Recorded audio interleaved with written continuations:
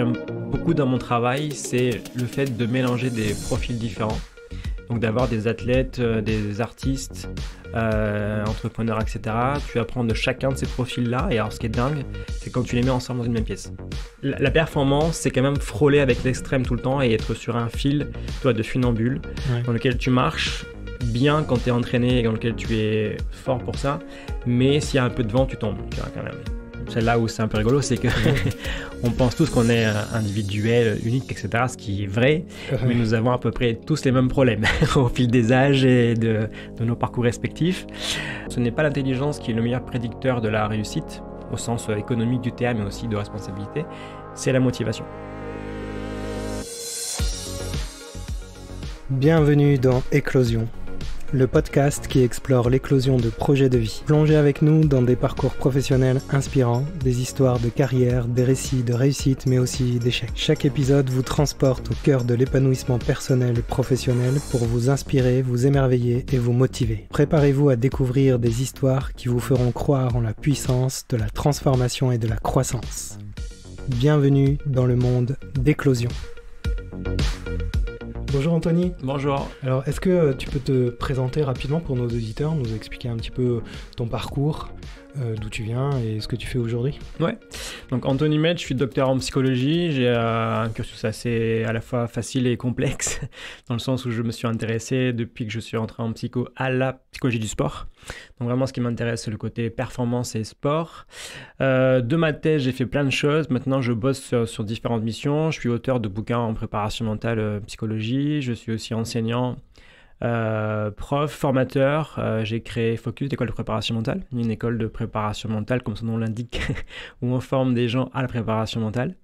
Je suis aussi, moins qu'avant, chercheur. Ok.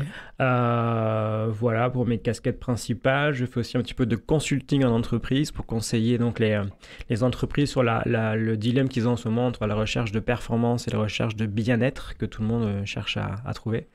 Voilà en gros mon parcours et mes missions actuellement. Est-ce que tu peux nous expliquer en quoi consiste exactement le rôle d'un préparateur mental?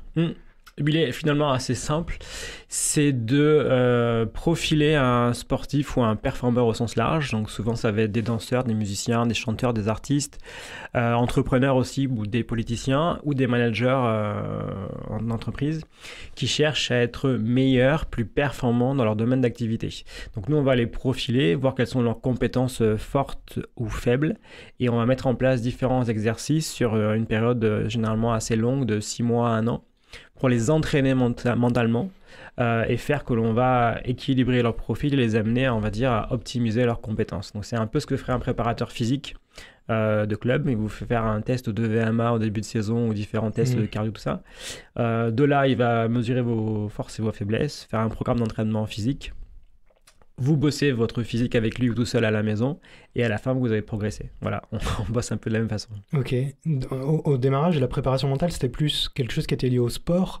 Ça s'est déplacé vers le monde de l'entreprise, vers d'autres secteurs d'activité. Ouais, exactement. Historiquement, c'est vraiment une approche qui vient donc des STAPS, c'est de la filière donc sportive en général. Et là, ce qui se passe depuis quelques temps, c'est qu'il y a un déplacement en effet du curseur vers des métiers ou des secteurs, on va dire, performatifs au sens large. Donc beaucoup l'art et l'entreprise. Voilà. L'éducation aussi beaucoup, parce qu'on a beaucoup de demandes pour l'école et tout ce qui va être cursus scolaire, même universitaire ou école de commerce, pour aider justement les étudiants et les élèves, tout ça, lycéens, collégiens, à être moins stressés, ce qui est un peu la question de fond, et donc mieux performer ou en tout cas être plus à l'aise en cours et dans leur scolarité. Alors je comprends la recherche de performance dans le sport, parce que c'est quand même le but de performer dans le sport, d'atteindre un objectif. La recherche de performance en entreprise, dans sa vie de tous les jours, dans sa vie d'étudiant, est-ce que c'est quelque chose qui est beaucoup plus important aujourd'hui qu'hier? Ouais. Alors, je pense que sémantiquement et d'un point de vue vraiment culturel, la performance en France, c'est vraiment associé au sport. Ouais. Après, si on prend une approche plus anglo-saxonne, performer, c'est vraiment adapté beaucoup au domaine de l'art, des conférences, tout ça, et donc de l'entreprise. Et donc, il y a une démarche chez eux de performer au sens général du terme, large, et qui, en fait, moi je fais aucune différence entre avoir une bonne note ou passer un concours ou un oral, une conférence ou manager des gens, c'est de la performance. Ce qui va changer simplement, c'est les critères d'évaluation et la médaille. Tu n'auras peut-être pas l'entreprise ou la récompense, quoi. Voilà. Ouais. Mais sinon, le système, on va dire, le fonctionnement est le même. D'accord. On est en recherche de performance aujourd'hui. Enfin, je veux dire, on est dans une société qui demande peut-être de la réussite plus qu'avant. Ouais. Et alors, on est en demande de performance, ça a toujours été le cas, je pense, en fait. C'est juste que maintenant, c'est peut-être plus assumé ou plus flagrant. Ouais. Et surtout, il me semble que le curseur change, qu'il y a aujourd'hui une recherche d'efficacité. Efficacité, ouais. Ouais, on veut travailler moins, mais mieux. On veut passer moins de temps de travail, mais être plus efficace. Et idem pour le sport, on veut des entraînements de meilleure qualité et pas forcément avec des quantités d'entraînement folles. L'efficacité et l'efficience aussi, on peut dire. Ça dépend. L'efficience, la productivité, tu gagnes du temps, donc tu peux produire peut-être plus. Exactement. Ouais. Est-ce qu'il y a une réelle influence sur une personne sur la réalisation de ses projets? Est-ce que toi, tu as une influence importante sur la réalisation des projets des personnes qui viennent te voir? Oui, incroyable. Alors, je ne vais pas me faire mon promotion individuelle, mais non, incroyable. Vraiment, ouais. je dis ça de façon assez affirmative parce que ça fait maintenant quasiment 15 ans que je fais ça. Donc, j'accompagne des sportifs ou des gens individuellement, ou des équipes, ou des services, ou des structures. Et en fait, l'effet sur les gens est quand même assez incroyable parce que il faut se dire qu'on ne fait pas de la magie, mais on part de rien. C'est-à-dire que, en gros, nous, notre métier consiste à développer les gens ou développer leurs compétences mentales le plus haut possible, ce qui passera beaucoup par les compétences émotionnelles et attentionnelles, donc la concentration, reconcentration, le focus et gestion du stress, de la peur, tout ça. Et concrètement, ça, on n'apprend pas à le faire à l'école. On l'apprend très peu avec ses parents, on l'apprend pas non plus en école de commerce ou que sais-je. Donc, en fait, on part quasiment de rien. Ça veut dire que nous, on est juste des gars qui arrivont avec plein d'outils, plein de techniques, etc. et aussi de connaissances. Et on va entraîner ça. Voilà. C'est comme si on prenait un sportif qui n'avait jamais fait de sport avant. Il va progresser évidemment très vite, il va perdre du poids très vite, il va être rapide très vite, tout ça. Voilà, on part un peu de rien, donc du coup, on a très vite des résultats. Après, le résultat est beaucoup plus fin, mesuré, beaucoup plus subtil chez les athlètes de très haut niveau, parce que du coup, là, on travaille sur des 1%. Oui. On va leur faire gagner 1% par-ci, 1% par-là, et donc des mini-centièmes ou des mini-temps de réaction. Des déclenchements. Quoi. Exactement. Ouais, donc là, ça joue vraiment sur des détails, la subtilité, mais quand on part sur des profils, on va dire, vierges, qui n'ont pas travaillé avant, le travail se fait très vite et ça avance à grands pas. Ça t'arrive d'avoir des enfants, par exemple en client Ouais. Alors moi, en tant que préparateur mental psy, je prends des jeunes à partir de 11 ans, généralement, entre collège. Ouais. Parce que pour des questions... Pré-ado. Voilà, exactement. Ouais. Parce que d'un point de vue très, très factuel, le sport de haut niveau, certains sports commencent à détecter très jeunes les profils. Donc ça va être 6-8 ans pour des gymnastes ou sports, on va dire, comme ça, artistiques. Mais c'est plutôt maintenant 11, 10, 12, 13 ans pour des sports, on va dire, typés Jeux Olympiques. Donc c'est l'âge où moi je suis amené à les rencontrer à la demande des parents, à la demande des entraîneurs, des médecins, etc. Et donc on commence à travailler avec eux à cet âge-là. Ouais. Mais on peut travailler avant si on veut. C'est plus facile avec des jeunes de 11 ans par exemple ou plus facile avec quelqu'un qui a déjà un peu d'expérience, de maturité? Alors pour moi c'est plus simple avec des profils très matures et très cortiqués entre guillemets parce que je vais être souvent très loin dans la démarche de profilage et donc les outils que je propose. Ouais. Mais avec des gamins c'est aussi simple parce que du coup ils s'approprient très vite les outils. Ouais. Et ils ont une flexibilité qu'on a moins ça à 25, 35 ou 40 ans. J'imagine. Ouais. Voilà.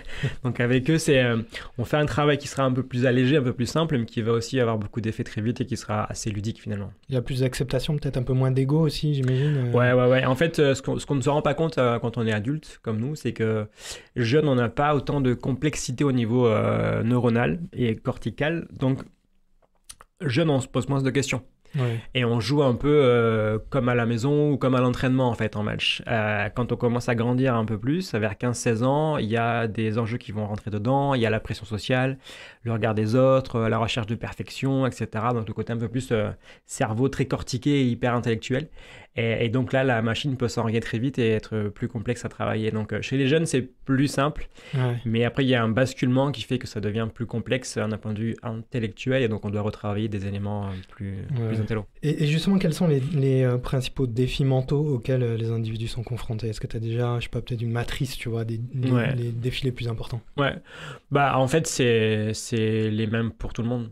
c'est là où c'est un peu rigolo, c'est que on pense tous qu'on est individuel, unique, etc., ce qui est vrai, mais nous avons à peu près tous les mêmes problèmes au fil des âges et de nos parcours respectifs. Donc nous avons les mêmes problèmes généralement avec la performance, c'est le fait de trop stresser. Ce qui nous fait perdre en efficacité, en simplicité d'entraînement, de gestuelle, tout ça. Et donc, le stress, c'est pour moi le facteur numéro 1 à travailler en préparation mentale. Dès que vous baissez le stress d'un sportif ou de quelqu'un, sa confiance monte aussitôt à côté. Comme une corrélation quasiment 1.0 parfaite, parce que en fait le stress c'est l'élément qui bloque le cerveau, qui entraîne trop de crispation physique, musculaire, tout ça, qui entraîne trop de pensées négatives, trop de doutes, trop de je ne sais pas, est-ce que j'ai ci, est-ce que j'ai ça, etc. Et donc dès qu'on baisse ça, les gars performent tout de suite. Justement, est-ce que tu peux nous partager un exemple concret, je sais pas, de la manière dont tu as aidé quelqu'un à surmonter ces difficultés? Ouais, mais il y en a plein. Je vais prendre un exemple, on va dire, actuel, la Coupe du Monde de rugby. Ouais. Par exemple, en rugby, donc l'idée dans ce sport-là qui est très caractéristique, c'est vraiment d'arriver à baisser le niveau de stress de tous les joueurs quand ils rentrent en match. C'est un sport de combat collectif, donc forcément ça hausse le niveau de stress des joueurs avant d'arriver parce qu'ils vont se faire mal, il y aura des blessés, il y aura beaucoup de blessés, il y aura des traumas, etc. Donc ils arrivent avec un niveau de stress en match qui est très conséquent, ce qu'on ne voit pas forcément à la caméra, mais quand tu les vois inside, je peux te dire que le stress, ça se sent d'un point de vue vraiment olfactif, ça se voit et ça se ressent presque d'un point de vue sensoriel, c'est vraiment incroyable. Donc les gars stressent tous. Donc on doit arriver à faire baisser le stress des gars avant d'être sur le terrain. Et après, il y a des postes spécifiques de jeu dans le match où on va travailler encore plus de façon précise. Par exemple, les tireurs, les lanceurs en touche, les talonneurs, en fait, on va travailler avec eux sur leur habileté de lancer ou de tirer. Ouais. Parce qu'en fait, quand un gars doit lancer un ballon à 3 mètres de la touche adverse pour marquer un essai en fin de match, évidemment, il y a un enjeu qui est décuplé et donc s'il se rate la touche, le cerveau va commencer à cogiter. Et en fait, au moment où il prend le ballon, où il lance, il va se passer des fois 10, 20, 30 secondes. Ce qui fait un temps de cogitation absolument incroyable. Et plus il va cogiter, voilà, c'est très long. Plus il va cogiter et plus le ballon ira à côté en fait. Ouais. Donc nous, on doit arriver à réduire la cogitation et à trouver des points d'attention qui vont permettre de se focaliser et donc de penser à des choses positives ou on va dire en lien avec sa performance immédiate. Il y a un lien avec l'instinct peut-être aussi. Oui, tout à fait. C'est vraiment un lien. On écoute un peu moins son cerveau. Exactement. Donc ça, c'est pour les lanceurs en touche et au but, c'est pareil, on va travailler sur leur capacité. Il y avait des exemples assez fameux là, pendant la finale et demi-finale de joueurs qui ont raté des pénalités qui n'étaient pas immanquables, mais qui n'étaient pas non plus très simples, il faut l'avouer, mais qui, je pense, ont été ratés pour des questions peut-être plus de mental, plus d'anticipation négative de score ou de résultats, et donc ça les a fait un peu dérailler. Est-ce que le stress est communicatif ? C'est-à-dire que il y a un effet de groupe dans le stress ? Ouais, c'est affreux pour ça. Le stress, c'est qu'en fait, ça se ressent vraiment de façon instinctive et ça se voit aussi de façon très matérielle, en fait. Donc, en effet, le stress se partage et dans un vestiaire de foot ou de sport co, rugby, etc., ça se ressent en fait. Et donc les gars stressent pour leurs collègues, stressent eux-mêmes, etc. Et après, c'est un effet contagieux. Il y a même des secteurs de performance, notamment dans l'armée ou dans l'armée, la NASA, tout ça, où on fait des recrutements de profils en cherchant des gars qui gèrent très bien le stress. Parce que dans des contextes fermés, dans une fusée Ariane ou dans des contextes militaires, s'il y en a qui panique, tout le monde est cuit. Donc on choisit justement ceux qui sont les plus calmes. On prend des pesquets parce que justement ça c'est l'air très calme. Voilà, c'est des profils très calmes de nature, mais qui ont aussi appris à être encore plus calmes. Mais je pense qu'ils gèrent aussi leur stress. Exactement. Stress, ok. Comment justement tu fais pour identifier les croyances limitantes ou les blocages mentaux ? Il y a des exercices, il y a des choses, tu vois, peut-être que nos auditeurs peuvent faire, tu vois, même seuls. Il y a plein de choses. Alors, dans les croyances, il y a un élément qui pour moi est hyper important, c'est notamment la culture. Parce que chaque culture, voire religion, etc., a ses croyances et du coup vous impacte d'un point de vue comportemental, de pensée et donc de performance. Donc quand je bosse avec des joueurs fidjiens, néo-Z, tout ça, je fais extrêmement attention à leur culture parce que ça va avoir un impact énorme sur ce qu'on va faire en préparation mentale. Ce qui peut vous aider pour vous, si vous voulez travailler ça, c'est un truc tout simple. Vous prenez une feuille et vous notez dessus toutes vos pensées négatives ou tout ce qui vous fait peur par rapport à un examen, une performance sportive ou je ne sais quoi. Vous écrivez tout ça tranquillement et après vous prenez du recul par rapport à la feuille, vous la mettez loin par rapport à vous et vous vous distanciez par rapport à la feuille. Comme ça, je note, je mets un peu de raison dans mes pensées et après, je me distancie par rapport à ces pensées-là. Donc, je vais comme ça un peu accentuer l'acceptation et la prise de recul par rapport à mes pensées ou mes croyances négatives. Est-ce qu'il y a des stratégies ou des techniques que tu utilises pour aider les clients à développer leur résilience mentale? Tu vois? Je pense que, pour la résilience mentale spécifiquement, alors moi, il y a une technique pour laquelle je suis assez reconnu et que je vends en fait dans toutes les conférences, tous les podcasts, tous les bouquins, etc. C'est la méditation. Méditation. Ouais, même chez les gens qui n'aiment pas ça, même chez les gens qui sont un peu hyperactifs ou qui n'ont pas une concentration énorme, ça marchera, on fera juste des séances plus courtes. Mais en fait, actuellement, c'est l'outil que l'on connaît scientifiquement qui est le plus efficace pour travailler la concentration et l'attention. Et donc, indirectement, la résilience aussi, la flexibilité mentale. Donc, méditer tous les jours, c'est vraiment un exercice qui a des conséquences énormes d'un point de vue cérébral et qui va permettre de travailler, pas tout, mais beaucoup, beaucoup de compétences psychologiques. Donc, c'est l'outil pour moi vraiment à véhiculer et à proposer partout, en école de commerce, en entreprise, tout ça, vraiment, ça marchera tout le temps.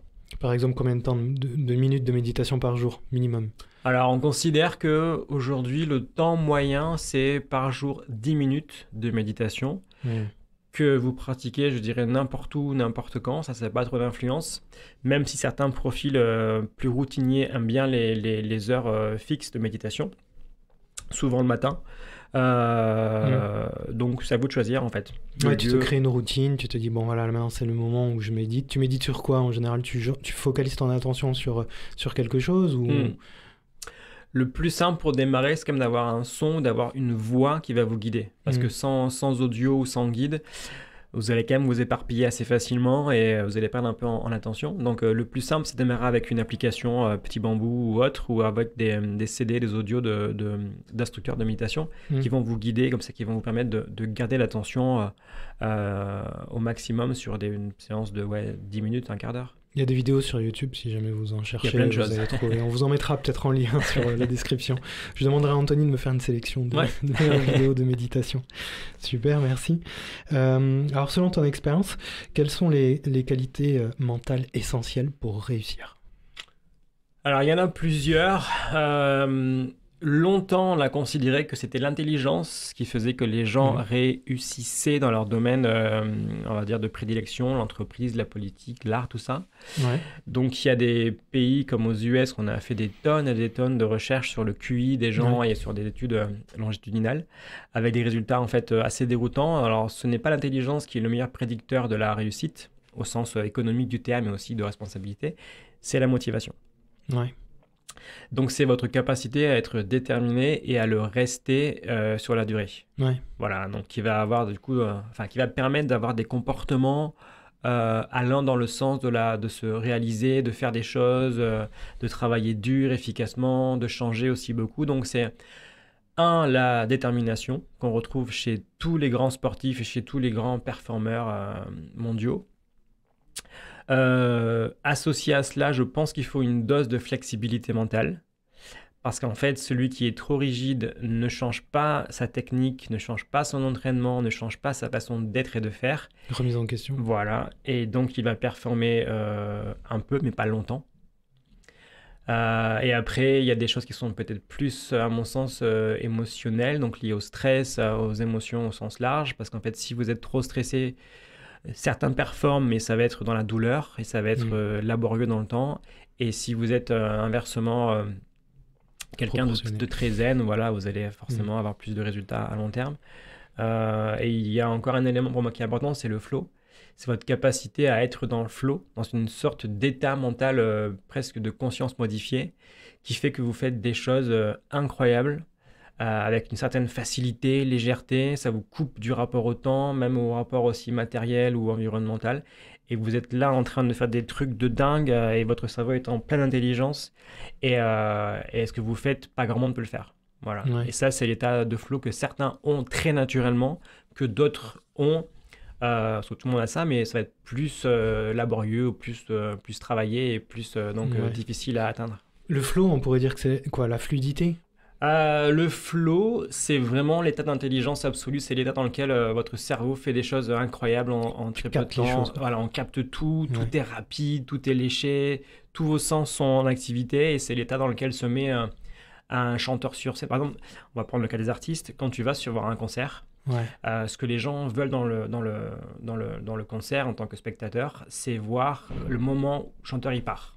Oui, On oui. se dit là, il est parti en transe, là il joue en Il fait. vit son art. Voilà, mais là c'est presque Dieu quoi. Tu vois. Mm. Là c'est un moment en fait de génie, vois, ouais. c'est un moment de flow extrême et en fait en partant, les gens le suivent. Mm. Voilà, c'est ce que les gens veulent. Quand tu vas avoir un match de tennis ou un match de sport en général, ce que tu veux, c'est voir une équipe ou un gars qui part dans le flow et en fait, ce qu'il fait, c'est ouf. Tu te dis, mais il récupère la balle comme personne, Ouais. il tente des coups, mais c'est tellement beau que c'est le flow. Et là, les spectateurs sont en transe aussi parce que ça amène ça. Ouais. Ça, c'est le flow. Voilà. Et c'est, je pense, pas si dur à trouver. Par contre, y rester longtemps est très laborieux et très coûteux énergétiquement. C'est pour ça que souvent les artistes et les sportifs ont besoin de périodes de repos très importantes après des gros événements. Sinon, ils vont se cramer. Est-ce que tu as déjà rencontré des personnes vraiment désespérées ou découragées? Ouais.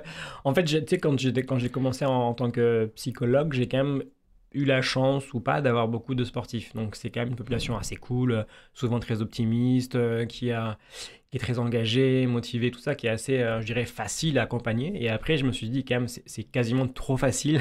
Ouais. Donc, je vais ouvrir un peu la patientèle. Et donc, j'ai pris des patients qui avaient plus des problèmes, on va dire, personnels, tu vois, de parcours de vie plus ou moins chaotique, traumatique, tout ça. Et donc, j'ai ouvert un peu à ces profils-là. Et en effet, c'est des personnes qui ont beaucoup de besoin d'aide, d'être accompagnées. C'est assez gratifiant du coup de les aider à aller mieux aussi, d'avancer, de trouver un peu leur chemin et trouver une sorte d'équilibre ou de tempérance dans tout ça. C'est aussi, il faut le dire, très énergivore, hein, parce que c'est des gens qui Ouais, demandent j'imagine, beaucoup, ouais. beaucoup d'énergie. Mais ça m'est arrivé. Et ça m'arrive en ce moment aussi pas mal parce qu'il se trouve que je vais avoir 40 ans et que comme j'ai commencé tôt, j'accompagne des sportifs pros depuis des fois certains 10 ans qui sont en fin de carrière. Oui. Et là, Là, il y a un nouveau challenge. il y a un nouveau challenge pour eux et pour moi parce que concrètement, ils se posent 10 000 questions et beaucoup passent du statut de star, tu vois, ou de mec qui était à l'affiche Ouais. tous les week-ends ou des fois tous les 3 jours, à presque plus rien. Ils le savent. Mais ils commencent à lacter que sur la fin en fait. Donc Ouais. c'est très très très dur pour eux et il y a quand même des phases, pas de dépression je pense, mais de doutes très importants et de remise en question sur l'avenir aussi assez J'imagine. conséquent. Ouais. T'as eu des patients hyper connus, t'as le droit de dire des noms? Oui, des connus, j'ai quasiment que ça en fait. Hein. J'ai Ah. quasiment que des sportifs et des athlètes de niveau mondial. Parce que maintenant j'ai vraiment recentré, pour le coup je suis revenu à une pratique vraiment, à un accompagnement très très très haut niveau. Ouais. Donc je n'ai que des gens quasiment qui vont aller au JO, qui sont dans des championnats internationaux. Plutôt européens. des sports individuels ou? Foot, rugby principalement, un petit peu de tennis et après quelques sports athlètes et D'accord. sports mécaniques. Voilà. Ok. Donc j'ai eu des sportifs pros, je peux pas dire les noms parce qu'ils sont très secrets sur ça et moi comme je suis un psy de formation, je vais Oui, essayer de c'est garder pour ça un que je cadre un demande. peu, voilà, un peu médical ou un peu, voilà, un peu secret. Néanmoins, certains ont témoigné dans des bouquins, donc j'en ai pas mal. Clément Ménadier, par exemple, qui est talent à l'UBB, ça fait 11 ans qu'on travaille ensemble. Ouais. Qui a été en équipe de France aussi. J'ai des joueurs de Pau, mais je ne peux pas vous dire lesquels. Bref, Pas encore, pas quand mal. ils seront à la retraite. Voilà, peut-être. exactement. C'est ça. Et j'ai des joueurs aussi en équipe de France de foot, mais je peux pas non plus vous dire lesquels. Mais bon, c'est des joueurs vraiment. Pour le coup, ce qui est très marrant, c'est que même moi, des fois, je me fais un peu surprendre à ce que je les vois souvent tard, pas forcément au début de leur carrière. Et Ouais. il y a un tel écart entre l'image qu'ils renvoient et ce qu'ils sont et ce qu'ils ressentent intérieurement que même moi, je me dis, J'imagine. des fois, quand même, c'est dingue. Là, on se laisse prendre au jeu des médias et à Carrément. l'image que ça renvoie. Et c'est, Est-ce que tu as justement une histoire inspirante de quelqu'un que tu as aidé à transformer? Oui, je pense que les gars qui m'ont le plus bousculé, c'est les sportifs handi. Ouais. parce qu'ils ont un parcours de vie absolument dingue et puis ils ont une rage de vivre, de faire des choses qui est une leçon d'humilité pour moi déjà et pour, je pense, vraiment beaucoup, beaucoup de gens. Donc dans le handi, on apprend beaucoup de choses. C'est pas toujours simple de bosser avec eux, mais c'est vraiment très, très instructif. Et après, des parcours de vie, je réfléchis, parce que je vois tellement de gens que même moi, je m'y perds un peu. Des entrepreneurs? Ouais, en fait, ce qui est très marrant, c'est qu'il y avait des fois des gens que j'avais en suivi, ou que j'ai encore, qui m'apprennent des choses plus que moi, je leur en apprends, en fait. Ah ouais? Ouais. T'apprends beaucoup de tes patients? Ouais. Exactement, notamment quand ils viennent d'univers différents ou de cultures différentes. En fait, ils t'expliquent de l'intérieur ce qu'ils ont fait, leur vécu, leur ressenti, leurs émotions, leur culture, tout ça. Et donc, on apprend de tout ça. Et ce que j'aime beaucoup dans mon travail, c'est le fait de mélanger des profils différents. Donc, d'avoir des athlètes, des artistes, entrepreneurs, etc. Tu apprends de chacun de ces profils-là. Et alors, ce qui est dingue, c'est quand tu les mets ensemble dans une même pièce. Ah oui. Ah, incroyable.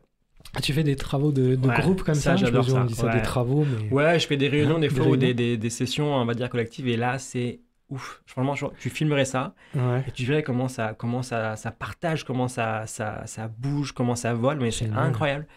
Parce qu'en fait, c'est les mêmes. C'est quasiment les mêmes profils, mais avec juste des temps d'entraînement différents, avec des cursus différents et avec aussi des âges de vie différents, mais c'est les profils comme ça de performeurs, en fait, de gens qui vont chercher à l'extrême tout dans ce qu'ils font. C'est clair. Et donc, dès qu'ils se croisent, ça fait des flammes, quoi. Vraiment, c'est fou.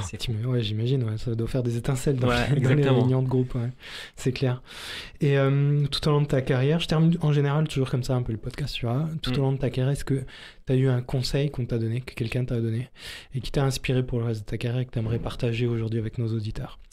Ouais, ce qu'on m'a conseillé, c'est de veiller quand même à l'équilibre individuel. Parce que moi qui suis quand même très ambitieux, même si un peu moins que quand j'étais jeune, mais il reste quand même une bonne dose d'ambition chez moi. Être ambitieux, vouloir faire des grandes choses, croiser des gens qui font des grandes choses, faire des gros événements, suivre des gars à la CAN, à la Coupe du Monde de rugby, etc., c'est ouf. Mais il faut prendre le temps de revenir après un peu sur Terre et de croiser des gens, entre guillemets, plus normaux, plus tranquilles et d'avoir un style de vie, une hygiène de vie qui soit aussi, je dirais, tempérée, équilibrée et stable. Parce que sinon, en fait, la performance, c'est quand même frôler avec l'extrême tout le temps et être sur un fil, de funambule, dans lequel tu marches bien quand tu es entraîné et dans lequel tu es fort pour ça. Mais s'il y a un peu de vent, tu tombes, tu vois, quand même. Ouais. Même si c'est une perche géniale, tu peux quand même tomber. Et donc, pour moi, je sais que fréquenter autant de gens qui vont vers l'extrême et qui sont dans une recherche d'excellence tout le temps, c'est pas dangereux, mais ça peut l'être. Donc, il faut faire attention. Voilà. Merci, Anthony. C'est moi. Merci d'avoir écouté Éclosion. N'hésitez pas à laisser un commentaire et à nous dire si vous avez aimé ce podcast. À très bientôt.